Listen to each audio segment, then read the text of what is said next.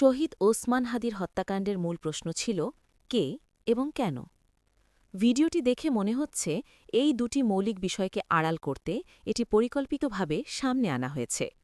ভিডিওটি অরিজিনাল নাকি ফেক তার চেয়ে বড় কথা হল এর পেছনের টাইমিং এবং ইন্টেনশন। এই ভিডিওর মূল উদ্দেশ্য একটাই, জনমতের ফোকাস ঘুরিয়ে দেওয়া এবং মামলার চার্জশিট দাখিল বিলম্বিত করা। ভিডিওটির সত্যতা ফরেনসিক রিপোর্ট বা সময় নির্ধারণ করবে, কিন্তু এর কন্টেন্ট এবং রিলিজ হওয়ার সময়টা নিজেই অনেক বড় সন্দেহের জন্ম দেয়।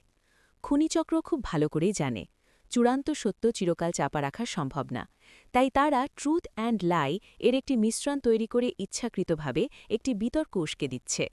যখন সাধারণ মানুষ দ্বন্দ্বে লিপ্ত হবে, কেউ বিশ্বাস করবে, কেউ করবে না, তখনই তদন্ত প্রক্রিয়া ধীর হয়ে পড়বে। এটাই তাদের মূল স্ট্র্যাটেজি। লক্ষ্য করে দেখুন, এই ভিডিওর আগে জনমত একটি নির্দিষ্ট দিকেই ছিল, কিন্তু ভিডিওটি প্রকাশের পর সেই আলোচনা এখন ডালপালা মেলেছে নানা দিকে। অর্থাৎ এটি নতুন কোনো ক্লু দেওয়ার চেয়ে বিদ্যমান স্বচ্ছতাকে ঘোলাটে করার কাজই বেশি করেছে। বিভ্রান্তি তৈরি করাই এখানে মুখ্য, সত্য উন্মোচন নয়। ভিডিওতে যে তথ্যগুলো দেওয়া হয়েছে তার সাথে বাস্তবের কোনো মিল নেই। যারা হাদি ভাইকে ব্যক্তিগতভাবে চিনতেন তারা হলফ করে বলতে পারেন তিনি কখনও সরকারি প্রজেক্ট পাইয়ে দেওয়ার নামে লেনদেনের মানুষ ছিলেন না। নির্বাচনের ক্ষেত্রেও ব্যক্তিগত সুবিধার বিনিময়ে তিনি কখনও আপোস করেননি।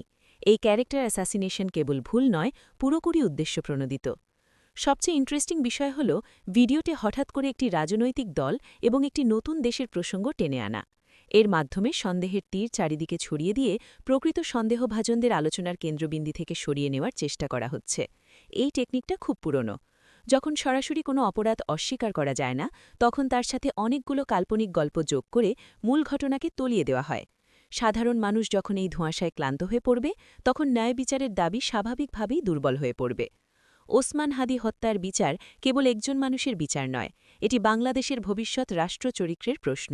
এই বিচারে জয়ী হওয়া মানে প্রমাণ করা যে দেশে এখনও সত্য ও ন্যায়ের জায়গা আছে।